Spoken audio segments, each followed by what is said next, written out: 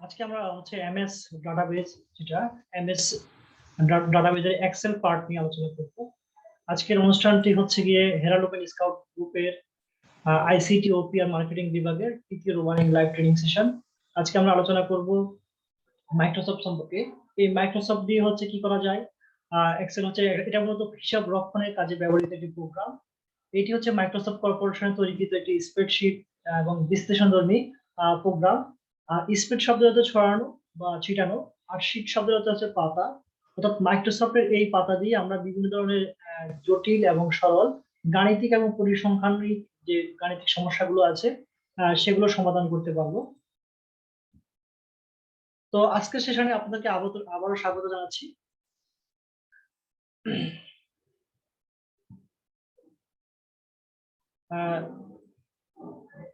পরিস্থিতির কারণে আমরা হচ্ছে আজকের সেশনটি একটু ডিলে করেছি, সেজন্য দুঃখ প্রকাশ করছি। আমরা আন্তরিকভাবে দুঃখিত। আমাদের শিডিউল অনুযায়ী আমরা অনুষ্ঠান শুরু করতে না পারার কারণে আমরা আবারও দুঃখ প্রকাশ করছি। চেষ্টা করব ভবিষ্যতে এই ধরনের সমস্যাগুলো আর সমাধান মানে সমস্যাগুলো আর থাকবে না, সেই চেষ্টাই করব।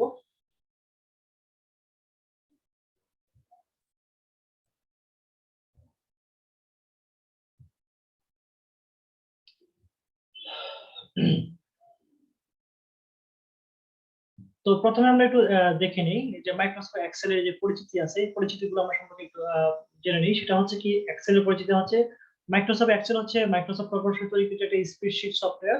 এই সফটওয়্যার হচ্ছে মাইক্রোসফট অফিসের সাথে আহ, এটা এটা বিতরণ করা হয় বা অ্যাড করা থাকে। তারপর হচ্ছে কি, এই অ্যাড করা মাইক্রোসফট এক্সেল ব্যবহার করে গাণিতিক পরিসংখ্যানিক লজিক সহ বিভিন্ন রকমের হিসাব ব্যবহার করা যায়। এর অ্যাডভান্স ফিচার ব্যবহার করে গ্রেডিং সহ রেজাল্ট শীট তৈরি করা, বাজেট, তারপর হচ্ছে প্রশিক্ষণ ব্যবস্থাপনা লগ বই, তারপর হচ্ছে ইনভয়েস এবং ট্যাক্স ক্যালকুলেশন, অ্যাকাউন্টিং, আয় ব্যয় হিসাব এবং লেনদেনের ক্যালকুলেশন, এমনকি জাকাত ক্যালকুলেশন এবং স্যালারি শিট তৈরি করা যায়। অর্থাৎ যাবতীয় যত গাণিতিক যত সমস্যা আছে বা যার গাণিতিক যত কাজ আছে সেটা আমরা এই মাইক্রোসফট এক্সেল দিয়ে করতে পারবো এবং খুব সহজে এটা করা যাবে। সর্বশেষ ভার্সন হচ্ছে 2016 অফিস ভার্সনের সাথে বাজারে এসেছে। এছাড়া হচ্ছে অনলাইনে যে 360 আছে একটা 65, এটা অনলাইনের মাধ্যমে কাজ করা যায়। মোটামুটি 2016 ভার্সনটা হচ্ছে অনলাইন ভিত্তিক 365। তো এছাড়া হচ্ছে কি, যেটা আছে সেটা হচ্ছে মাইক্রোসফট এক্সেলের যে ফাইলগুলো আছে, এটা ফাইলকে আমরা ওয়ার্কবুক বলবো। ফাইলের যে অংশে কাজ করা হয় তার কার্যক্রমে হচ্ছে কি কার্যক্ষেত্রে এটাকে আমরা ওয়ার্কশিট বলবো। এখানে কতগুলো ওয়ার্কশিট আছে, চাইলে একাধিক ওয়ার্কশিট করা যায়, তবে একটি ওয়ার্কশিট বা ওয়ার্কবুকে 256টি কলাম থাকবে এবং 65,536টি রো থাকে। আহ, অর্থাৎ কলাম এবং রো কলামগুলোকে হচ্ছে বড় হাতের ABCD এভাবে আহ, সাজানো হয়েছে এবং রো গুলোকে হচ্ছে নিচের দিকে এক থেকে ক্রমান্বয়ে 65,536টি করা হয়েছে। তারপর হচ্ছে সারি এবং স্তম্ভের দিক থেকে যদি আমরা আলোচনা করি বা দেখি, সেক্ষেত্রে আমরা বলতে পারবো যে এটা হচ্ছে যে সেল গুলো আছে এখানে মোট হচ্ছে আহ আপনার হচ্ছে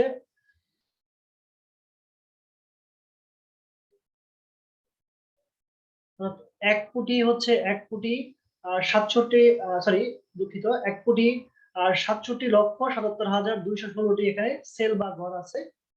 এই প্রতিটি সেলে হচ্ছে আমরা হিসাব নিকাশ করব। এখন আমরা দেখব হচ্ছে কিভাবে একটা মাইক্রোসফট এক্সেল বা 2016 যেটা আমরা এটা নতুন একটা ওয়ার্ড বুক কিভাবে খুলবো।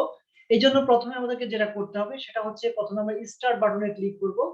স্টার্ট বাটনে ক্লিক করার পরে হচ্ছে আমরা আমাদের এরকম একটা উইন্ডোজ দেখাবে, সেখানে আমরা এক্সেলে চাপ দিলে সরাসরি আনবে। তাহলে আমাদের প্রথম কাজ হচ্ছে স্টার্টে চাপ দেওয়া, তারপরে অল অ্যাপস এ যাওয়া, সেখান থেকে আমাদের মাইক্রোসফট এক্সেলটি ওপেন করতে পারবো। অথবা আমরা যদি শর্টকাট করে রাখি তাহলে শর্টকাটে চাপ দিলেও আমরা মাইক্রোসফট যে 2016 যে অ্যাপসটা আছে সেটা আমরা ওপেন করতে পারবো। তাহলে আমরা কি করবো, সেখান থেকে অল অ্যাপস এ যাবো, সেখান থেকে এক্সেলে ক্লিক করবো। এছাড়া হচ্ছে আমাদের কি আছে, স্ক্রিনে চলে আসবে এরকম মাইক্রোসফট এক্সেল ওপেন করার পরে সেটা স্ক্রিনে চলে আসবে। সেখান থেকে আমরা ব্ল্যাঙ্ক ওয়ার্কশিটে ক্লিক করব। তারপর হচ্ছে যে আমাদের ব্ল্যাঙ্ক ওয়ার্কশিট আসার পরে হচ্ছে আমরা কাজ শুরু করতে পারবো। অথবা আমরা যে শর্টকাট থাকবে আমাদের এখানে শর্টকাট থেকে আমরা চাপ দিলেও সেটা চলে আসবে। এছাড়া হচ্ছে গিয়ে আরো পদ্ধতি হচ্ছে মাইক্রোসফট ডেস্কটপে মাউসের রাইট বাটন ক্লিক করে নিউতে যাব, সেখান থেকে মাইক্রোসফট এক্সেলে যাব, সেখানে ওয়ার্কশিট থাকবে, সেখান থেকে আমরা ফাইলটাকে রিনেম করব, রিনেম করার পরে এন্টার চাপ দিলে আমরা ফাইলে চলে যাব। এখানে মূলত তিনটা অপশন দেওয়া আছে। এবার আমরা মাইক্রোসফট স্ক্রিনের পরিচয় সম্পর্কে জানবো, যে একটা মাইক্রোসফট এক্সেল ফাইল ওপেন করার পরে কিরকম দেখায়। তো আমরা যখন উপরের ধাপগুলো অবলম্বন করবো, তাহলে প্রথমবারের মতো যদি আমরা মাইক্রোসফট এক্সেল চালু করি, তখন নিচের স্ক্রিন, আমাদের যে স্ক্রিন আছে এই স্ক্রিনের মতো করে দেখাবে। এখান থেকে হচ্ছে নতুন ওয়ার্কবুক তৈরি করব। এখানে টেমপ্লেট এমএস এক্সেল করে কিছু দেওয়া আছে, এডিটেড প্রোগ্রাম দেওয়া আছে, চাইলে এগুলো করতে পারো, অথবা আমরা ব্ল্যাঙ্ক দিয়ে করতে পারবো। তো আমরা মূলত হচ্ছে আমরা নিউ বুক খুলবো, সেখান থেকে আমরা নতুন একটা ফাইল খুলবো, আর আমরা যেহেতু ওদের কাজ করবো না, নিজেদের মতো করে ইচ্ছা করে আমরা নিজেদের মতো কাজগুলো করে নেব। এখন আসে আমরা টেমপ্লেটের নতুন যে ওয়ার্ড বুক আসবে সেটা কিভাবে তৈরি করব। মাইক্রোসফট এক্সেল এর ফাইল ট্যাবে যাব, সেখান থেকে ক্লিক করে আমরা ব্যাক স্টেজ ভিউ যা পাবো, সেখান থেকে নিউতে ক্লিক করব, এবং হচ্ছে গিয়ে যে উপরে যে ছবিটা আসছিল সেই ছবিটার মতো করে আমরা যে প্যানেল আসবে, সেখান থেকে আমাদের যে ওয়ার্কবুক দেখতে পাবো, সেখান থেকে হচ্ছে আমরা একটা মান্থলি বাজেট বা অন্য কিছু ব্যাপারে আমরা করলে সেখান থেকে আসবে। আসার পরে এখানে একটা বাজেট দেওয়া আছে, আমরা চাইলে এখানে ওদের তৈরি করা বাজেট অনুযায়ী করতে পারি যদি কেউ ইচ্ছা করে। তারপর হচ্ছে আমরা এটাকে ফাইলটাকে সেভ করবো, অথবা আমাদের নিজের মতো করে রিনেম করে দিতে পারবো। এখন আমরা একটা ব্ল্যাঙ্ক যদি আমরা খুলি, ওদের যে টেমপ্লেট গুলো আছে সেগুলো না দিয়ে আমরা নিজেদের মতো যদি ব্ল্যাঙ্ক খুলি, তাহলে এইরকম একটা স্ক্রিনে আমাদের এটা প্রদর্শিত হবে। এখানে অনেকগুলো নাম্বার দেওয়া আছে। আহ, এখানে প্রথম হচ্ছে অ্যাড্রেস বার দেওয়া আছে, এখানে হচ্ছে শর্টকাট সেভ, ডু, আনডু দেওয়া আছে, ফাইল দেওয়া আছে। আমরা এই যে 19টার মতো তার মানে চিহ্নিত করেছি, এগুলাকে কোনটাকে কি বলে এটা সম্পর্কে আমরা একটু বিস্তারিত আলোচনা করছি। আহ তাহলে প্রথমত হচ্ছে গিয়ে টাইটেল বার। এই টাইটেল বার হচ্ছে যখনই কোনো ফাইল আমরা উপরে খুলবো, এই যে এখানে টাইটেল বার দেওয়া আছে, যে এটা কি নামে সেভ করা আছে সেটা আমাদের এখানে দেখাবে। তারপর হচ্ছে কি আছে 2 নম্বর, যেটা এখানে হচ্ছে কি কুইক অ্যাক্সেস টুল বার দেওয়া আছে, এখানে সেভ আছে, ডু, আনডু, রিডু আছে। এই কমান্ড গুলো আরো অ্যাড করা যায়, এখানে পাশে চাপ দিয়ে এটাকে আমরা অ্যাড করতে পারবো এবং প্রয়োজনীয় কমান্ড গুলো সিলেক্ট করে নিতে পারবো। এই যে আমরা যদি এখানে থেকে সিলেক্ট করি, এটা হচ্ছে আমরা যদি এই টেমপ্লেটে চাপ দিই, তাহলে এখানে আরো কিছু অপশন আছে, এই অপশন গুলোর মাধ্যমে আমরা এগুলোকে বর্ধিত করতে পারবো বা আমাদের প্রয়োজনে এটাকে হ্রাস করাতে পারবো। এবার আসি আমাদের ব্যাক স্টেজ ভিউ। আমরা যখন ফাইলের উপরে চাপ দেবো, তখন আমাদেরকে এরকম একটা ইন্টারফেস দেখাবে, স্ক্রিনে দেখাবে। যখন আমরা এই ফাইলের উপর চাপ দেবো, তখন এখানে আসে হোম, নিউ, ওপেন, ইনফো, তারপর আছে সেভ, সেভ অ্যাজ, প্রিন্ট, তারপর হিস্টোরি আছে, যদি আমাদের আগে কাজ করা থাকে তাহলে হিস্টোরি দেখাবে। তারপর প্রিন্ট আছে, আমি চাইলে এটাকে শেয়ারের অপশনে যাব। তারপর হচ্ছে কি এক্সপোর্ট আছে, যদি আমি কোনো ফাইলকে এখানে এক্সপোর্ট করতে যাচ্ছি সেটা আসবে। তারপর পাবলিশ করতে পারবো এবং সর্বশেষ ক্লোজ করতে পারবো। এছাড়া অ্যাকাউন্ট সম্পর্কিত ইন্টারফেস আছে, তারপর হচ্ছে ফিডবুক আছে এবং অন্যান্য অপশন আছে। তো এটা হচ্ছে মূলত ব্যাক স্টেজ ভিউ। এখানে আবার কিছু সাব কমান্ড আছে।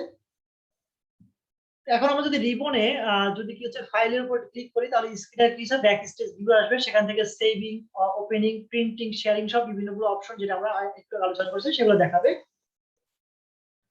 তারপর হচ্ছে কি আমরা 4 নম্বর যে অপশনটা আছে সেটা হচ্ছে কি মাইক্রোসফট এক্সেল এর রিবন ট্যাবে যে সমস্ত কলাম গুলো থাকবে, এই যে এখানে দেওয়া আছে, এইগুলো হচ্ছে কি আমাদের এক্সেল এর যে কমান্ডের অপশন গুলো, এখানে কি আছে file, home, insert, page layout, তারপর হচ্ছে ফর্মুলা আছে, এখানে কিছু ফর্মুলা দেওয়া আছে, ডাটা আছে, রিভিউ আছে, ভিউ, হেল্প, এবং হচ্ছে tell me what you want to do.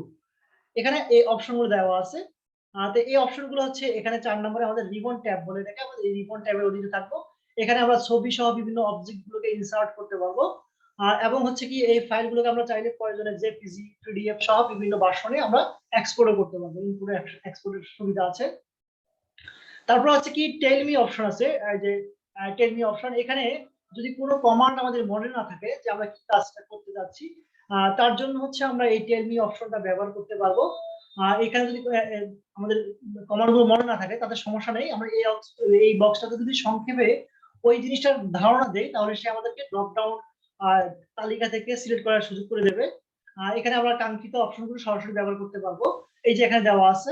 যেমন আমরা এখানে যদি আমরা কি আছে টেল মি অপশনে চাপ দিই তাহলে এখানে আসবে ইনসার্ট কলাম বা তারপর এখানে কিছু সাব মেনু চলে আসবে। তারপরে 6 নম্বরে যেটা আমরা দেখিয়েছি সেটা হচ্ছে মাইক্রোসফট অ্যাকাউন্ট। এই অ্যাকাউন্টের মাধ্যমে আমরা জানতে পারবো যে আমরা যে মাইক্রোসফট এক্সেল ব্যবহার করছি এই এক্সেলটা মূলত কাজে আছে। এটা মূলত 2016 এর ভার্সনে দেখাচ্ছে। যদি আমরা অনলাইনে এটা রেজিস্ট্রেশন করি তাহলে এরকম দেখাবে যে এই মাইক্রোসফট এক্সেলটা ওনার্স হচ্ছে উনি। এছাড়া আমরা ওয়ান ড্রাইভে এটা সংরক্ষণ করতে পারবো। আমাদের ওয়ান ড্রাইভে হচ্ছে 1 টেরাবাইট পর্যন্ত ডাটা স্টোরেজ করার ফ্রি সুযোগ দিয়ে থাকে, যেটা হচ্ছে মাইক্রোসফট সরি যেটা হচ্ছে কি মানে গুগল ড্রাইভ এটা হচ্ছে 15 জিবি দিয়ে থাকে। সেক্ষেত্রে ওয়ান ড্রাইভ 1 টেরাবাইট আমাদেরকে স্টোরেজ সুবিধা দিয়ে থাকে। তো আমরা চাইলে ওয়ান ড্রাইভের মাধ্যমে আমাদের ডাটাগুলো রাখতে পারবো বা আমাদের অ্যাকাউন্টের সাথে যুক্ত থাকলে ওয়ান ড্রাইভে আমরা সরাসরি সেভ করতে পারবো। আচ্ছা, তারপর হচ্ছে রিবন ডিসপ্লে অপশন আছে আমাদের এখানে। রিবন ডিসপ্লে অপশনে আমরা হচ্ছে কি এখানে অটো রিবন হাইড করতে পারবো আমরা চাইলে। সাধারণত এটা করা হয় না, আমরা শো দিয়ে রাখি যাতে করে কমান্ড গুলো আমরা সহজে দেখতে পাই। ইচ্ছা করে আমরা এই ট্যাবটা লুকিয়েও রাখতে পারবো। তারপরে 8 নম্বরে যে কমান্ডটা ছিল সেটা হচ্ছে কি কমান্ড গ্রুপ। আর এখানে প্রত্যেকটা যে ট্যাব আছে সেগুলো বিভিন্ন গ্রুপের কমান্ডের মধ্যে বিভিন্ন রকমের সিরিজ থাকে, যে কোন গ্রুপে বা কোন কমান্ডের নিচে কোন কর্নারে অ্যারো বাটনে চাপ দিলে সেগুলো আমরা ক্লিক করলে এই কমান্ড গুলো পেয়ে যাব। তারপর হচ্ছে কি নেম বক্স, আমাদের এখানে একটা নেম বক্স আসবে, সেলের নাম থাকবে যেটা কোন সেলে মানে রো কত কলাম কত এই জিনিসটা হচ্ছে আমাদের নেম বক্সে আসবে। অর্থাৎ সেলের নাম্বারটা আমাদের এখানে বলে দেবে, প্রতিটা গ্রাফের এক্সাক্ট লোকেশনটা আমাদেরকে জানিয়ে দেবে সেল বক্সের মাধ্যমে। তারপর আছে ইনসার্ট ফর্মুলা অপশন, সেখানে আমরা বিভিন্ন রকম ফর্মুলা আছে, যেমন যোগ বিয়োগ গুণ ভাগ যে অপশনগুলো আছে এগুলো আমরা করতে পারবো। এখানে প্রয়োজনীয় যে ফাংশনগুলো থাকে সেগুলো আমরা ডাটাগুলো এখান থেকে ইজিলি অ্যাড করতে পারবো। তারপর যে অপশনটা আছে সেটা হচ্ছে গিয়ে ফর্মুলা বার। এই ফর্মুলা বার নির্দিষ্ট কিছু সেলের ডাটা ফর্মুলা এবং ফাংশন টাইপ করে সংযোজন করতে পারবো আমরা। এই যে আমাদের একটা সেল দেখাচ্ছে, এই সেলটা হচ্ছে এই যে আমার এখন যেখানে ক্লিক করা আছে এটা হচ্ছে ই নাম্বার হচ্ছে এই কলামের হচ্ছে 1 নাম্বার রোতে দেওয়া আছে। এটা হচ্ছে আমাদের আগে যেটা বলেছিলাম সেটা আমাদের সেল নেমটা দেখাচ্ছে। তাহলে সেল হচ্ছে কি এখানে আমরা যখনই কোনো বক্সে ক্লিক করব তাহলে এটাই হচ্ছে সেল। তারপর হচ্ছে রো এবং হচ্ছে প্রতিটা রো হচ্ছে কি গ্রুপ অফ সেল বা ওয়ার্কশিট। এটা হচ্ছে বাম পাশে কি থাকবে মানে বাম দিক থেকে ডান দিকে প্রসারিত হবে, এবং ওয়ার্কশিটে হচ্ছে কি 1 2 3 এভাবে নাম্বার দিয়ে আমরা রো এর পরিচিতিটা পাবো। আর হচ্ছে কি কলাম, কলামটা হচ্ছে এই যে কলামগুলো হচ্ছে কি এবিসিডি দেওয়া থাকবে। রো হচ্ছে নিচে 1 2 মানে 1 2 3 এভাবে রো থাকবে, আর কলামগুলো হচ্ছে পাশে। তো এই কলামগুলো হচ্ছে বিভিন্ন নাম থাকবে, নামটা হচ্ছে যেমন এটা হচ্ছে এবিসিডি করে এভাবে এই কলামগুলোর নাম দেওয়া থাকবে। তারপর হচ্ছে আমরা ওয়ার্কশিটে যে এক্সেলের যে ফাইলগুলো থাকবে এই ফাইলগুলোকে আমরা ওয়ার্কবুকে এক বা একাধিক ওয়ার্কশিট সমষ্টি থাকবে, এই যে এখানে শীট 1 শীট 2 এভাবে আমরা অনেকগুলো শীট এখানে খুলতে পারবো। চাইলে এই শীটে একটা ধরনের আমরা রেজাল্ট তৈরি করলাম, এই শীটে রাখলো। তারপর এই 2 নম্বরে চাইলে আমরা 2 নম্বর শীটের সাথে যে ডাটাগুলো আমরা কালেক্ট করতে পারলাম, বা আমাদের অন্যান্য যে কাজগুলো আমরা এক একটা শীটে এই কাজগুলো করতে পারবো। এভাবে আমরা একাধিক শীট প্রয়োজনে প্লাস চিহ্ন দেওয়ার মাধ্যমে খুলতে পারবো বা ইনসার্ট দেওয়ার মাধ্যমে আমরা নতুন ওয়ার্কশিট খুলতে পারবো। তো এই শীটগুলো হচ্ছে কি নতুন ওয়ার্কশিট অ্যাড করতে চাইলে প্লাস বাটনে চাপ দিলে সেটা চলে আসবে। শীটগুলোর নাম আমরা চেঞ্জ করতে পারবো রিনেম করে, রিনেম অপশন দেওয়া আছে।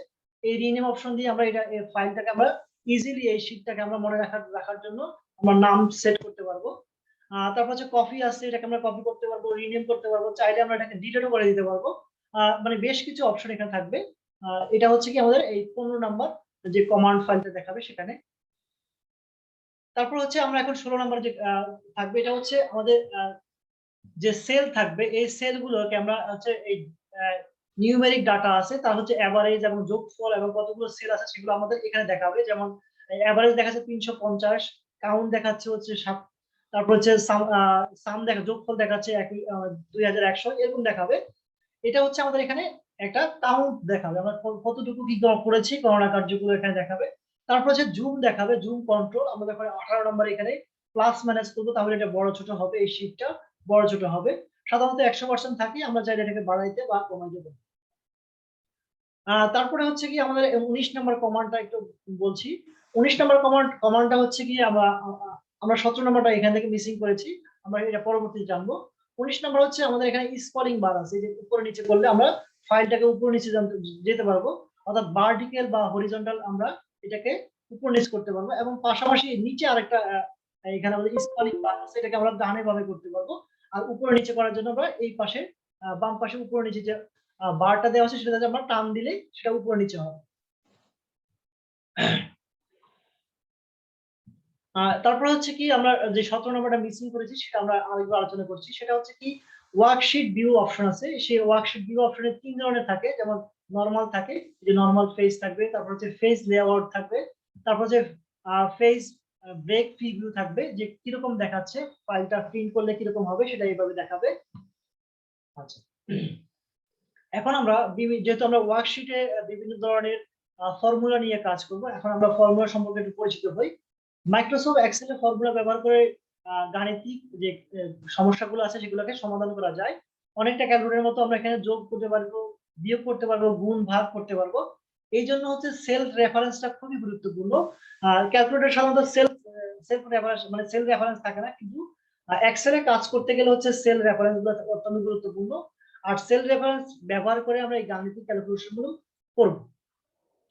তো এই জন্য হচ্ছে আমাদের যে অপশন গুলো আছে এই অপশন গুলোতে মূলত 4 ধরনের মানে অপশন আছে। সেটা হচ্ছে প্রথমত হচ্ছে আমরা গাণিতিক সমস্যা সমাধান করতে পারবো, তারপর হচ্ছে তুলনা করতে পারবো, আমরা চাইলে এখানে পাঠ্য সংযোজন করতে পারবো, এবং হচ্ছে সম্পর্ক স্থাপন করতে পারবো।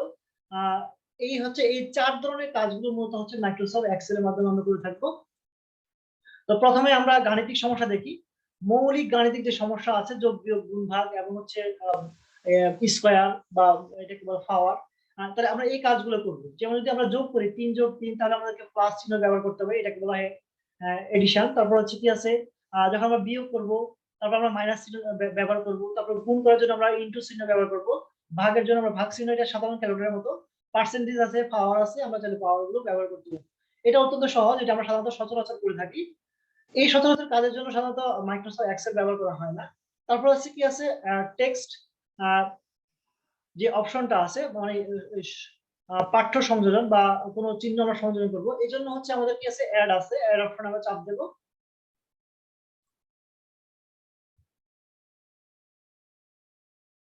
তারপর আমরা যখন বিভিন্ন জিনিসের কম্পেয়ার করব তখন বড় ছোট দেখাবো, তার জন্য হচ্ছে আমাদের এই সাইন গুলো আসবে, ইকুয়াল, তারপর হচ্ছে গ্রেটার দেন, লেস দেন, এগুলো আমরা ব্যবহার করতে পারবো।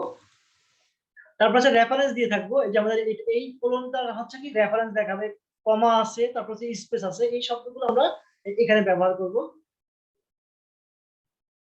প্রথমে আমরা সেল রেফারেন্স সম্পর্কে ধারণা নেই। যেমন হচ্ছে মাইক্রোসফট এক্সেল এর যে নাম্বার গুলো আছে, এই যে এখানে একটা নাম্বার দেওয়া আছে, চিত্র 1 নাম্বার চিত্র দেওয়া আছে। যেমন আমরা প্রথমবারে এ লিখেছি, এতে 1 নাম্বার লিখেছি 5, তারপর হচ্ছে 2 নাম্বার লিখেছি 2। তাহলে এখন আমরা যদি যোগ করি, যোগ করার জন্য আমরা লিখবো কি a1 প্লাস, মানে প্রথমে ইকুয়াল চাপ দেব, ইকুয়াল চাপ দেওয়ার পরে আমরা a1 এ ক্লিক করব, তারপর প্লাস দেব, অথবা আমরা টাইপ করলেও আমাদের এটা হয়ে যাবে। আমরা এই জিনিসটাকে আমরা দেখি কি করা যায়। সেটা হচ্ছে কি কোন ফর্মুলা তৈরি করবো, যেমন 3 যোগ 7 যোগ করবো, অথবা 7 গুণন 6 কে আমরা গুণ করবো, 7 গুণন 6। তাহলে এগুলো আমরা যখন করবো তখন হচ্ছে আমরা কি করব, যেমন আমরা লিখবো a2 প্লাস b2, অথবা আমরা যখন গুণ করবো তখন লিখবো d5 ইনটু e5। এগুলো আমরা করে থাকবো। যেমন আমরা চিত্র 1 নম্বরে আমরা অ্যাড সম্পর্কে দেখেছি। তো এটা যখন আমরা ফর্মুলা করব, ফর্মুলা করার পরে আমাদের 2 নম্বর চিত্রের মধ্যে দেখাবে, আর ফর্মুলাটা আমাদেরকে এখানে শো করবে না। আমরা যখন কোনো ফর্মুলা দেব তখনই এই ফর্মুলাগুলো লেখার জন্য কালারিং অপশন গুলো আসবে, কিন্তু পরবর্তীতে যখন এই ফর্মুলা দেওয়া শেষ হয়ে যাবে তখন আর কোনো কালারিং অপশন দেখাবে না। এর পরবর্তীতে আমরা যখন ফর্মুলা সেট করে দেব তখন কিন্তু আমরা যখন কোনো ফিগার চেঞ্জ করব a1 এ, তাহলে কিন্তু অটোমেটিক্যালি সে ওই ফর্মুলা অনুযায়ী তার কাজটা সম্পাদন করে ফেলবে। আর যখন আমরা কোনো এটাকে কপি করব তখন আমাদের এই মোটা অংশটাকে যখন আমরা ধরে টান দেব তখন নিচের দিকে, তখন এই পুরোটা কি হবে, কপি হয়ে যাবে।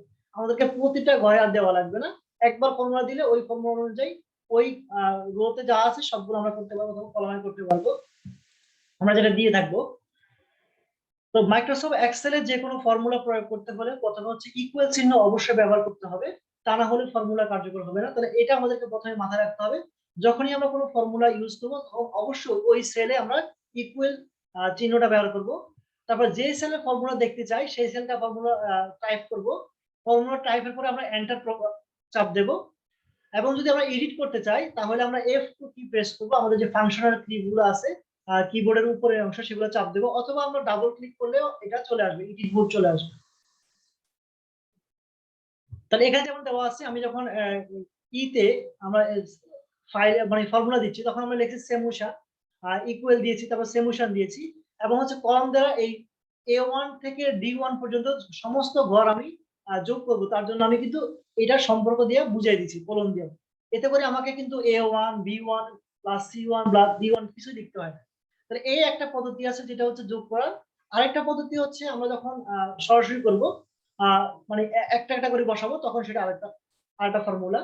তাহলে প্রথমে আমরা দেখি সেলে যোগ করার জন্য রেফারেন্স দুইভাবে ব্যবহার করা যায়। একটা হচ্ছে কি টাইপ করে, আমরা যখন টাইপ করব যেমন আমরা তে গিয়ে টাইপ করে দেখাবো A1 plus V1 plus C1 plus D1, এভাবে দিয়ে আমরা একটা একটা করে দেখাইতে পারবো।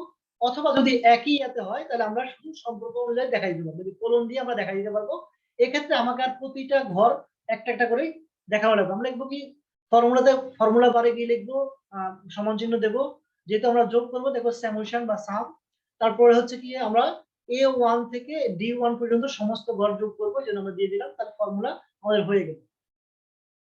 এরপরে হচ্ছে গিয়ে আমরা যখন দুইটা পদ্ধতির যে কোনো একটা পদ্ধতি যদি আমরা অবলম্বন করি তাহলে কি হবে, আমাদেরকে একই রেজাল্ট দেখাবে, ভিন্ন কোনো রেজাল্ট দেখাবে না। অর্থাৎ যোগের ক্ষেত্রে এই জিনিসটা আপনাকে মাথায় রাখবেন যে আপনি ম্যানুয়ালি করেন অথবা মানে একটা একটা করে সেল দিয়ে করেন অথবা সবগুলো একসাথে দিয়ে দেন, আপনার রেজাল্ট কিন্তু একই আসবে। এখন আমরা দেখবো যে মাইক্রোসফট এক্সেলে কিভাবে বিয়োগ করা যায়।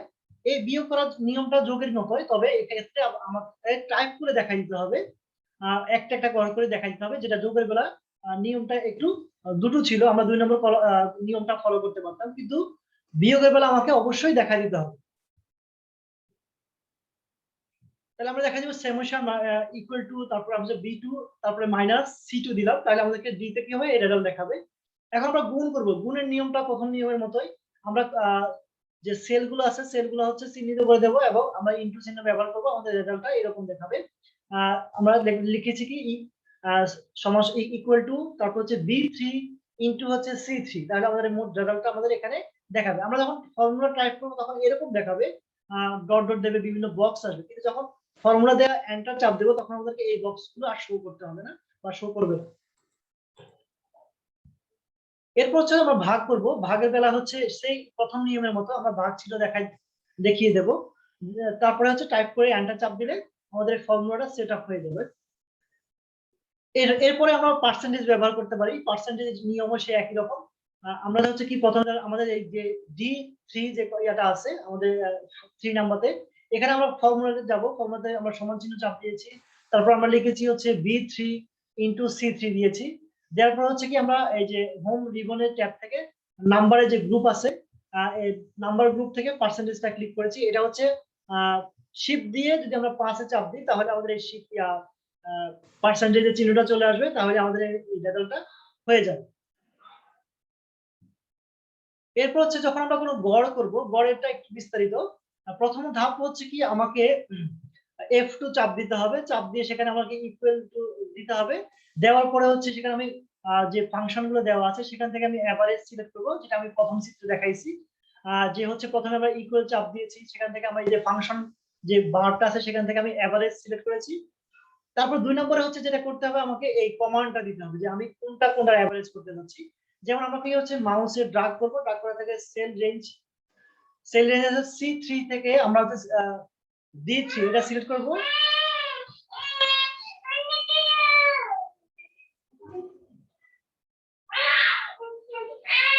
অথবা আমরা টাইপ করতে পারবো যে এভারেজ C3 থেকে D3, এই যে আমি দেখাই দিয়েছি, আমরা চাইলে এভাবেও করতে পারবো।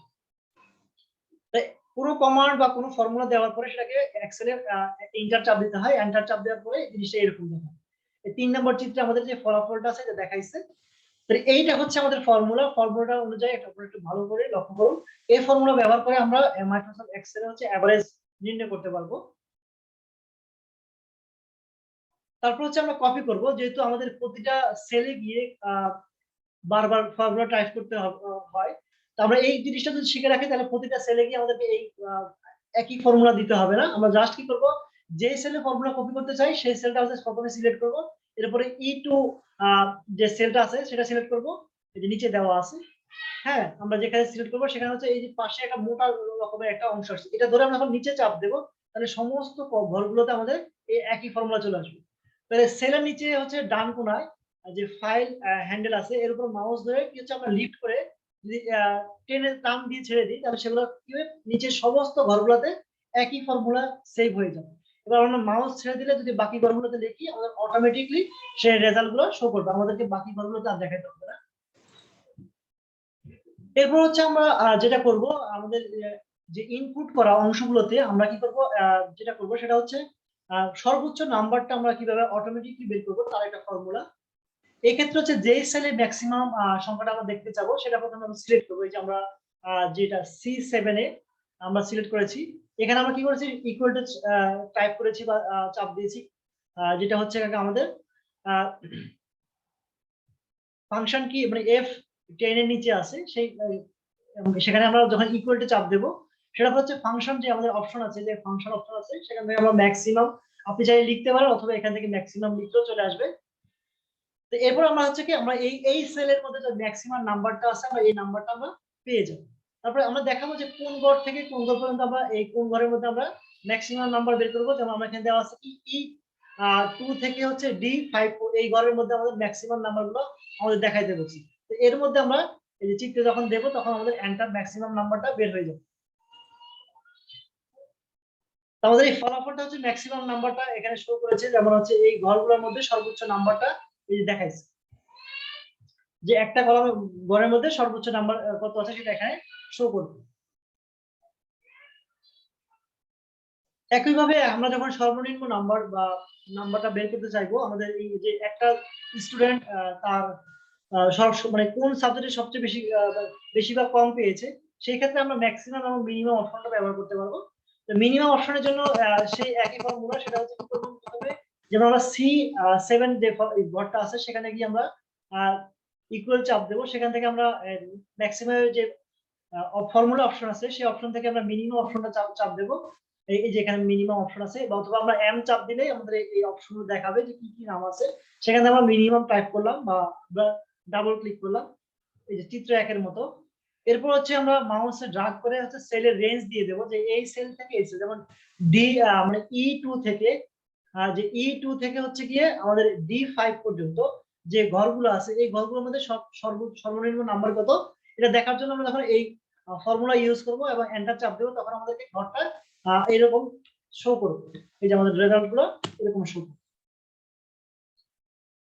এই যে দেখেন সর্বনিম্ন সে পেয়েছে হচ্ছে 68 নাম্বার পেয়েছে। এখন আমরা হচ্ছে মাইক্রোসফট এক্সেল এর ফর্মুলার প্রয়োগ করে যে ধাপগুলো আছে এই ধাপগুলো আমরা দেখবো। প্রথমত কি আছে, এখানে আমরা হচ্ছে বিভিন্ন অপশন গুলা পাবো, যোগ বিয়োগ গুণ ভাগের অপশন গুলা। এটা মূলত মনে রাখার জন্য দিয়েছি। এটাও এটা আমরা ছোটবেলায় যে অঙ্কগুলো করেছি, বীজগণিত পাওয়ার সাথে সাথে আমরা যে অঙ্কগুলো করেছি মানে এটাকে বদমাশ বলে আর কি। এই মানে বন্ধনী দিয়ে মানে বন্ধনীর কাজগুলো আগে শুরু করতে হয়, তারপরে গুণের কাজ, ভাগের কাজ, তারপর হচ্ছে যোগ বিয়োগের কাজ। এই ফর্মুলাটা কিন্তু আমাদের এক্সেলে ঠিক সেম ভাবে দেখাবে। এই ফর্মুলা যেহেতু প্রচলিত, এটা আলোচনা করলাম না। এখন আমরা এতক্ষণ যা আলোচনা করেছি, বিভিন্ন যোগ বিয়োগ গুণ ভাগ এবং হচ্ছে ম্যাক্সিমাম মিনিমাম পার্সেন্টেজ দেখাইছি, এটা দিয়ে এখন আমরা হচ্ছে যে প্রচলিত গ্রেডিং সিস্টেম আছে, এই গ্রেডিং সিস্টেমে আমরা 3টা বিষয় এর মানে তথ্য ইনপুট করে আমরা দেখবো যে আমাদের এই ফর্মুলাটা কাজ করে কিনা। এই জন্য আমরা দেখলাম যে প্রচলিত নিয়ম অনুযায়ী 80 থেকে 100 চেয়ে প্লাস বা 0.5, আমরা এই অনুযায়ী একটা মানে ডাটা শিট বা ফর্মুলা শিট তৈরি করার চেষ্টা করব। এই জন্য হচ্ছে কি আমরা মাইক্রোসফট এক্সেলে কি ডাটা শিট তৈরি করব, তাই নতুন ওয়ার্কশিট তৈরি করব। এটাকে আমরা চাইলে আমরা নতুন নাম দিতে পারি, মার্কস লেখা আছে। এটা হচ্ছে মাইক্রোসফট এক্সেলের যে ফাইলগুলো আছে সেগুলোকে .xlsx এই নামে দেখায়। এটা হচ্ছে মাইক্রোসফট এক্সেল ফাইলের কমান্ড।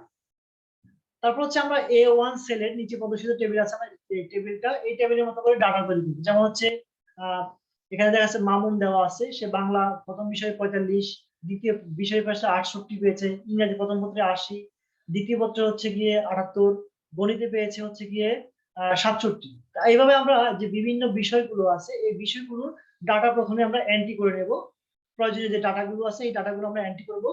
এন্ট্রি করার পরে আমরা হচ্ছে কি করব, যে B1 আছে এই B1 দ্বারা আমরা ফার্স্ট পেপারে বুঝিয়েছি যে এটা এখানে গ্রেড শো করবে যে এ কোন গ্রেড পেয়েছে, এবং B1P তে হচ্ছে পয়েন্ট দেখাবে।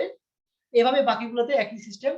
আর হচ্ছে E1 দ্বারা ইংলিশ ফার্স্ট পেপার, E2 দ্বারা হচ্ছে ইংরেজি সেকেন্ড পেপার, তারপর হচ্ছে G দ্বারা হচ্ছে গ্রেড বুঝিয়েছি, এবং P দ্বারা হচ্ছে পয়েন্ট বুঝিয়েছি, এবং M দ্বারা হচ্ছে মার্কস বুঝিয়েছি, এবং AB দ্বারা এভারেজ বুঝিয়েছি যে সে এভারেজ কত করে, যে টোটাল মার্কস কত, তারপর টোটাল পয়েন্ট কত, এবং টোটাল এভারেজ কত, এবং গ্রেডিং পয়েন্টটা এভারেজ কত। এটা মূলত আমরা এই শীটটা বের করব তিনটা বিষয় দিয়ে। একই ফর্মুলা ইউজ করে আমরা আমাদের বাকি যে 11টা সাবজেক্ট আছে সম্পূর্ণ 11টা সাবজেক্টে করতে পারবো, আমরা ডাটা তৈরি করে বের করতে পারবো। এখানে মনে রাখতে হবে সতর্কতার যে বিষয়টা সেটা হচ্ছে কি রুল নেম এবং হচ্ছে এই কলামগুলো আমরা B1 যেখানে আছে সেখান থেকে শুরু করব, এবং উপরে কোনো কিছু খালি রাখবো না। উপরে খালি রাখলে একটু সমস্যা হয়ে যাবে ফর্মুলা গুলো দিতে। আর আপনি যদি একটু সতর্ক থাকেন তাহলে হয়তো আপনার মন নিজের মতো করে দিতে পারেন, তবে না দেওয়াই ভালো। এখন দেখি এই যে আমাদের ডাটাটা আমরা রাখলাম, যে এই ডাটাগুলো মাধ্যমে আমরা এখন বুঝাবো। প্রথমত ফর্মুলা ব্যবহার করব। কোন ফর্মুলা ব্যবহার করব? আমরা লেটার গ্রেড প্রদর্শন করার জন্য D2, আমাদের যে D2 আছে এই যে এখানে D2, এই যে আলাম মানে মামুনের এখানে মানে নাম্বার 2 এখানে আমরা দেখালাম, একটা নাম দিলাম এখানে। প্রথমে ফর্মুলাটা আমরা দেখে নিই। প্রথম হচ্ছে আমরা ইকুয়াল চাপ দেব, D2 তে গিয়ে আমরা ইকুয়াল চাপ দেব। তারপর যেহেতু এটা অনেকগুলো ধাপ গ্রেডিং সিস্টেমের জন্য আমরা লিখবো ইফ, লিখবো মানে শর্ত দেব। তারপর হচ্ছে প্রথম বন্ধনী শুরু করব। তারপর C2, এই যে আমাদের C2 তে তার বাংলা ফার্স্ট পেপার নাম্বার দেওয়া আছে। C2 ইজ কি আছে গ্রেটার দেন, মানে এটা 80 থেকে বেশি অথবা সমান। হ্যাঁ, তাহলে হচ্ছে কি দেখাবে, তাহলে আমরা কি ডাবল ইনভার্টেড কমা দিয়ে লিখেছি A প্লাস, অর্থাৎ এটা আমাদেরকে মানে এ মানে A B C দ্বারা প্রদর্শন করব। তারপরে আমরা এই প্রথম শর্ত শেষ করলাম, কমা দিলাম। তারপর আমরা আবার লিখলাম ইফ যদি C2 টা হয় কত 70 থেকে মানে 70 এর সমান অথবা তার থেকে বেশি, তাহলে কি হবে সে A দেখাবে। তারপর তৃতীয় নম্বর শর্ত দেখিয়েছি যে যদি কি হচ্ছে C2 নাম্বারটা যদি কি হচ্ছে 60 থেকে বেশি অথবা 60 এর সমান হয় তাহলে A দেখাবে। এরপর হচ্ছে যদি কি হয় আমরা এই এখানে এই একটা শর্ত শেষ হলো। তারপর আমরা দেখালাম কি যদি কি হচ্ছে C2 এর নাম্বারটা 50 এর উপরে হয় অথবা সমান হয় তাহলে কি দেবে B দেখাবে। তারপর হচ্ছে কি আমরা তারপরে দেখাচ্ছি যদি কি হচ্ছে C2 এর যে নাম্বারটা আছে 45, এটা যদি 40 এর উপরে বা সমান হয় তাহলে C দেখাবে। এরপর হচ্ছে কি আমরা এরপর আরো আছে যেহেতু F আছে ফেল করবে বা D আছে, সেক্ষেত্রে আমরা আবার কমা দিয়ে লিখবো if C2 is greater than অথবা ইকুয়াল, তাহলে 33 এর উপরে হয় অথবা 33 এর সমান হয় তাহলে D দেখাবে। যদি কি হচ্ছে C2 এর যে ফিগারটা দেওয়া আছে এই ফিগারটা যদি 33 এর নিচে হয় তাহলে ফেল দেখাবে। এখন এখানে দেখবো আমরা মোট কয়টা ফার্স্ট ব্র্যাকেট দিয়েছিলাম, শুরু করেছে তাহলে একটা, দুইটা, তিনটা, চারটা, পাঁচটা, ছয়টা এবং 7টা দিয়েছে। তাহলে আমাদের শেষেও কিন্তু সেম এগুলা কি ফিল আপ করে দিব আমরা। যদি কোনো একটা প্রথম বন্ধনী শেষ হয়ে যায় বা বাদ থাকে তাহলে ওই ফর্মুলাটা এটার মধ্যে অ্যাড হবে। তাহলে ফর্মুলাতে সবসময় ফার্স্ট ব্র্যাকেট ব্যবহার করা হবে, সেকেন্ড ব্র্যাকেট বা থার্ড ব্র্যাকেট আমরা ব্যবহার করব না, এবং ব্যবহার করলে জটিলতা সৃষ্টি হবে। তাহলে এখন যখন আমাদের কি হচ্ছে আমাদের D2 তে যখন ফর্মুলা দেওয়ার পরে আমরা এন্টার চাপ দিয়েছি, তখন আমরা কি করব D2 তে গিয়ে আমরা এই মোটা দাগটা আছে যে মোটা দাগ দেখাচ্ছে এটা ধরে টান দিয়ে যখন ড্রপ ডাউন করব তখন বাকিগুলোতে একবার 6 নাম্বার বা আমাদের সর্বশেষ স্টুডেন্ট পর্যন্ত আমাদের সমস্ত যে নাম্বারটা আছে D1 এর যে গ্রেডিং সেই গ্রেডিংটা সম্পূর্ণগুলোতে কপি হয়ে যাবে। এই জন্য কি করতে হবে D1 এর ফর্মুলা কপি করবে মানে কন্ট্রোল সি দিতে পারবো, এবং D7 পর্যন্ত আমরা সিলেক্ট করে এবং সেটা পেস্ট করে দিতে পারবো, অথবা এটাকে ড্রপ ডাউন করে টেনে দিলে আমাদের হয়ে যাবে। দ্বিতীয় অপশনটা হচ্ছে কি D2 তে যে সেল আছে এই সেলে ফাইল হ্যান্ডেলে যেখানে ফাইল হ্যান্ডেল আছে এটা ধরে আমরা মাউসে যখন লিফট বাটন করব তখন আমরা মানে ড্রাগ করা ছেড়ে দেবো, তখন বাকিগুলোতে অটোমেটিকলি পেস্ট হয়ে যাবে। একইভাবে আমরা যেহেতু D2 তে করেছি শুধুমাত্র বাংলা ফার্স্ট পেপারে করেছি, এই চাইলে আমরা কি করতে পারি যে G2 তে করতে পারি, তারপরে হচ্ছে আমরা K2 তে করতে পারি এবং N2 তে করতে পারি। আমাদের যতগুলো বিষয় থাকবে সবগুলো বিষয়ের আমরা পাশে এগুলা একই ফর্মুলা ইউজ করতে পারবো। তো এটা হচ্ছে আমাদের প্রথমত গ্রেড সিস্টেম ব্যবহার করতে হবে। এবার আমরা যেটা দেখাবো সেটা হচ্ছে আমরা এখন পয়েন্ট দেখাবো। যে কিভাবে গ্রেডিং পয়েন্ট গুলো আসবে। সেম জিনিস যেখানে আমাদের এ প্লাস এ ছিল সেখানে আমরা এখন পয়েন্ট গুলো দেখাই দিই। তাহলে কিন্তু আমাদের সেখানে গ্রেডিং এর পয়েন্ট গুলো দেখাই দিই। তো সেম জিনিস সেম ফর্মুলা, শুধু কি ছিল এখানে আমরা এই জায়গায় লিখেছিলাম এ প্লাস, এখানে লিখেছি 5.00, এই জায়গায় লিখেছিলাম এ, এখানে আসছে কি এখানে আসছে 4.00। এভাবে শুধু আমাদের গ্রেড গুলো আমরা বসাই দিছি, মানগুলো একই ফর্মুলা আমরা ব্যবহার করে এই কাজটা করে ফেলবো। সেম পদ্ধতিতে আমরা বাকি কলাম গুলোতে আমরা কপি পেস্ট করে নেব। দুই ভাবে কপি পেস্ট করা যায়, একটা হচ্ছে E2 তে আমরা কপি করে কন্ট্রোল সি সি চাপ দিয়ে কপি করব, বাকিগুলোতে আমরা প্রতিটা করে একটা একটা করে পেস্ট করব। অথবা আমরা চাইলে E2 থেকে হ্যান্ডেলটা আছে, এই হ্যান্ডেল ধরে টান দিয়ে আমরা বাকিগুলোতে ড্রপ ডাউন করে আমাদের E7 পর্যন্ত আমরা এটাকে নিয়ে যেয়ে এটাকে ছেড়ে দিলে বাকিগুলোতে পেস্ট হয়ে যাবে। এই একইভাবে যেহেতু আমরা প্রতিটা বিষয়ের গ্রেডিং পয়েন্ট বের করব, এই জন্য আমরা চাইলে কি করব, H2, তারপরে H7, তারপর হচ্ছে কি আমাদের L2 এবং L7 এবং O2 এবং O7 এবং S2 তে আমরা S2 সহ বাকি সাবজেক্ট গুলো আছে এগুলোতে আমরা একইভাবে গ্রেডিং পয়েন্টের গুলো ফর্মুলাটা আমরা ইনপুট করি। মোটামুটি আমাদের হচ্ছে ইনপুট করা শেষ। এখন আমরা গড় করবো, যেহেতু বাংলা ফার্স্ট পেপার এবং বাংলা সেকেন্ড পেপারে হচ্ছে কি মার্কস গুলো একটা আরেকটার সাথে গড় করে হচ্ছে তারপরে পূর্ণাঙ্গ নাম্বার দেওয়া হয়। এক্ষেত্রে আমরা এভারেজ করব। তো প্রথমত আমরা দেখবো যে বাংলার জন্য যে আমাদের যে কলামটা আছে, এই কলামটা হচ্ছে কি I2 তে দেওয়া আছে। এই যে I2 এভারেজ দেওয়া আছে। এই যে Bangla first paper Bangla second paper পরে হচ্ছে আমাদের এভারেজ করার জন্য এই I2 তে হচ্ছে আমাদের ফর্মুলা সেটআপ করতে হবে। এই জন্য আমরা I2 তে গিয়ে লিখবো হচ্ছে আমাদের বাংলা ফার্স্ট পেপারটা হচ্ছে আমাদের কোথায় আছে, এই যে E2 তে আছে এবং হচ্ছে কোথায় আছে H2 তে আছে। এই দুইটাকে আমরা পয়েন্টই করব। তো এই জন্য হচ্ছে আমরা কি করব, দুইটা যোগ করে তারপর ডিভাইড বাই 2 লিখতে আমাদের গড় হয়ে যাবে। এটা হচ্ছে মোটামুটি সিম্পল। তারপরে বাকিগুলোতে আমরা ড্রপ ডাউন করে দিতে পারবো, টান দিয়ে আমরা বাকিগুলোতে কপি করে দিতে পারবো, অথবা একটা একটা করে কপি করলেও সেটা আমরা করতে পারবো। তারপরে ইংরেজির জন্য সেম জিনিস, ইংরেজিতে যাতে ফার্স্ট পেপার সেকেন্ড পেপারে এভারেজ করা হয়, সেই জন্য আমরা হচ্ছে কি করব, L2 তে যাব। যে L2 আছে আমাদের, এই যে L2 তে যাব এভারেজ, সরি এল না পি, P2 তে যাব। P2 তে যাওয়ার পরে সেখানে আমাদের বাংলা ইংরেজি ফার্স্ট পেপারে হচ্ছে কি L2 তে দেওয়া আছে এবং হচ্ছে O2 তে দেওয়া আছে। তাহলে আমরা এই দুইটাকে যোগ করব, যোগ করে আমরা 2 দিয়ে ভাগ করব গড়ের নিয়মে। তো এটা হচ্ছে আমাদের, এভাবে আমরা বাকি যদি কোনো সাবজেক্ট থাকে, বিশেষ করে ইন্টার লেভেলে যে সাবজেক্ট গুলো আছে আইসিটি ছাড়া বাকি সাবজেক্ট গুলোর জন্য হচ্ছে কি যে ফার্স্ট পেপার সেকেন্ড পেপার আছে, সেজন্য আমরা একই ফর্মুলা বাকি সাবজেক্ট গুলোর জন্য ব্যবহার করে থাকবো। এবং হচ্ছে কি প্রত্যেকটা শিক্ষার্থী সবগুলো বিষয়ের প্রাপ্ত নাম্বার টোটাল মার্ক আমরা ব্যবহার করবো। এই যে টোটাল মার্কস আমাদের ধরা আছে T2 তে। এক্ষেত্রে আমরা কি করব, আমরা রেঞ্জ দিয়ে দিতে পারি অথবা ডাইরেক্ট করে দেবো। যেহেতু রেঞ্জ এখানে দেওয়া যাবে না, কারণ হচ্ছে আমরা এই যে আমরা C2 থেকে আমরা কিন্তু Q2 পর্যন্ত করছি না, আমরা কিন্তু কিছু কিছু ঘর সিলেক্টেড ঘরগুলো শুধু কপি করছি। সেক্ষেত্রে আমাকে টাইপ করে দেওয়াটাই বেটার হবে, এক্ষেত্রে আমি কলাম ইউজ করব। তো আমি T2 তে সেলে গিয়ে যাব, সেখানে গিয়ে লিখবো ইকুয়াল চাপ দেবো, সেখান থেকে আমরা C2 দেখাই দেব। C2 প্লাস হচ্ছে কি আমাদের F2, তারপর হচ্ছে কি আমাদের J2, তারপর M2 এবং Q2। তারপর এন্টার চাপ দেবো, তাহলে এই কারণে আমাদের নাম্বারটা যোগ হয়ে যাবে। এবার আমরা এটাকে বাকিটা ড্রপ ডাউন করে কপি গুলো পেস্ট করে দেব। এবার আমরা টোটাল পয়েন্টটা বের করব। যে আমাদের পাশে ইউতে টোটাল পয়েন্ট দেওয়া আছে, আমরা পয়েন্ট গুলো করব। সেক্ষেত্রে আমরা হচ্ছে U2 তে যাব, সেখানে গিয়ে আমরা টাইপ করব হচ্ছে E2। যেহেতু আমাদের এখানে পয়েন্ট গুলো দেওয়া আছে, যে পয়েন্ট গুলো দেওয়া আছে, তাহলে E2 আছে, H2, তারপর L2, O2 এবং S2 আছে, সেগুলোতে আমরা যোগ করব। একইভাবে ম্যানুয়ালি লেখার চেষ্টা করব, লিখবো এবং তারপর লেখা শেষ হলে ফর্মুলা কমপ্লিট হলে আমরা এন্টার চাপ দেব। যদি সাবজেক্ট বাড়াই কমে তাহলে আমরা সেগুলো বাড়াই কমায় আমরা ইনপুট করব।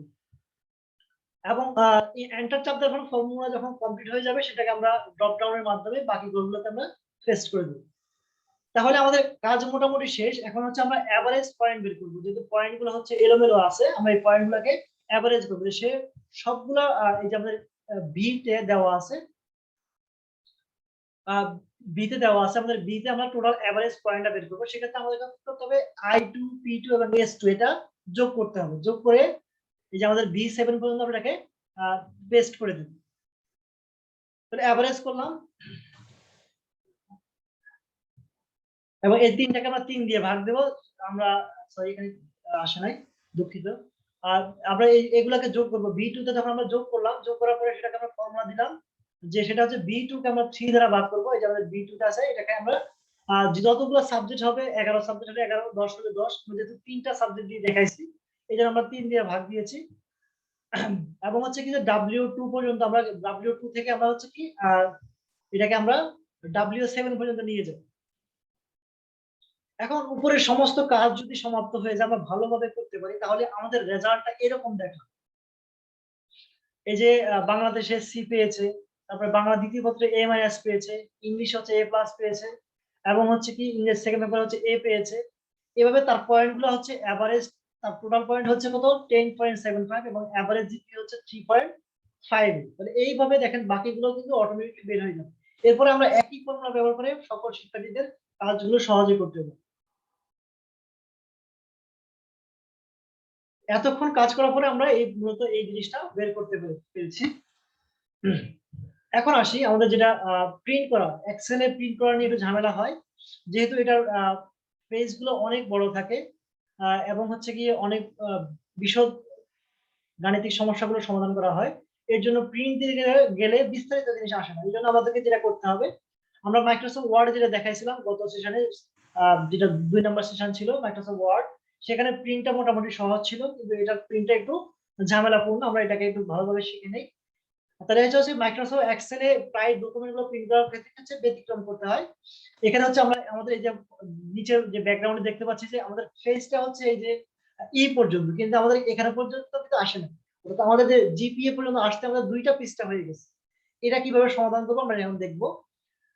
মাইক্রোসফট ওয়ার্ডে যেমন একটা পেজে প্রিন্ট করা যায়, কিন্তু এক্সেলে প্রিন্টের ক্ষেত্রে কমান্ড দিলে পুরোপুরি ওয়ার্কশিটটা অটো পেজ মানে পেজে বিভক্ত হয়ে যাবে, এবং আপনার যে কাঙ্ক্ষিত রেজাল্টটা বা কাঙ্ক্ষিত পেজটা এটা আপনি পাবেন না। মানে এক পৃষ্ঠা নাও আসতে পারে, বা 2 নম্বর 2, 3 বা অনেকগুলো পেজে বিভক্ত হয়ে যেতে পারে। এই যে আমাদের যেমন এই পেজটা থেকে 2টা পেজ হয়ে গেছে। এই ক্ষেত্রে আমরা যে কাজগুলো করবো, আমাদের করণীয় কাজ হচ্ছে প্রথমত আমরা প্রিন্ট এরিয়া যে সেটআপ আছে সেগুলো আমরা দেখাবো। তারপর হচ্ছে ফাইল ট্যাবে ক্লিক করব, সেখান থেকে আমরা প্রিন্ট ক্লিক করব। প্রিন্টে ক্লিক করার পরে প্রিন্টে যে প্যানেল আছে এই প্যানেলটা আসবে। সেখান থেকে হচ্ছে আমরা ফাইল সেটআপে যাব। এই যে ফাইল সেটআপ আসছে, পেজ সেটআপ, এই পেজ সেটআপে যাব। পেজ সেটআপে যাওয়ার পরে হচ্ছে আমাকে পেজ সেটআপে ডায়ালগ বক্স থেকে এই যে ওরিয়েন্টেশনাল ল্যান্ডস্কেপ, তারপর হচ্ছে স্কেল অ্যাডজাস্ট 100%, এগুলো আমরা কিন্তু বিভিন্ন সাইজ দেওয়া আছে। আমরা সাধারণত এই অ্যাডজাস্টে গিয়ে আমরা কি করবো, এটাকে কমাই দেবো, মানে কত পার্সেন্ট দিলে আমার এখানে মানে পুরো ফাইলটা আসে বা আমার কাঙ্ক্ষিত লেখাগুলো আসে, সেটা আমরা এখান থেকে এই অ্যাডজাস্টে গিয়ে সিলেক্ট করব। সিলেক্ট করার পরে ওকে দেব। যেমন আমার এই ফাইলটা হচ্ছে 70% হচ্ছে এটা পুরোটা ফাইল আসছে, সেক্ষেত্রে আমরা 70% দেওয়ার পরে আমাদের হচ্ছে কি এই জিনিসটা দেখাইছে। আমরা কিন্তু তারপরে 70 আমরা দেখবো, মানে প্রিন্ট প্রিভিউ থেকে দেখা যাবে যে কতটুকু মানে কত পার্সেন্ট দিলে আমার পুরো ফাইলটা আসবে। ফাইল আসার পরে আমরা প্রিভিউর মাধ্যমে দেখে দেবো। দেখার পরে যদি আমরা সন্তুষ্ট হই তাহলে আমরা সেটাকে সিলেক্ট করে প্রিন্ট বাটন চাপবো, তাহলে আমাদের কি হচ্ছে প্রিন্ট হয়ে যাবে। আহ, যেহেতু মাইক্রোসফট অনেক বিশাল একটা জিনিস, একটা সেশনে এটা সম্ভব মানে সম্ভব না, তবুও চেষ্টা করেছি বেসিক কিছু ফর্মুলা দিয়ে এই সেশনটা শেষ করার জন্য। আমরা পরবর্তীতে মাইক্রোসফট পাওয়ার পয়েন্টের যে কাজগুলো আছে সেই সেশনগুলো চাইবো যে বিভক্ত করে 2টা সেশন বা 3টা সেশন নেওয়ার চেষ্টা করব। তো ধন্যবাদ এতক্ষণ যারা কষ্ট করে দেখেছেন, সকলকে আন্তরিক শুভেচ্ছা এবং ধন্যবাদ জ্ঞাপন করছি। এখন হচ্ছে আমরা কিছু যদি কোনো কমেন্টস এসে থাকে আমরা কমেন্টস গুলো দেখবো, যদি কোনো কমেন্টস করে থাকে।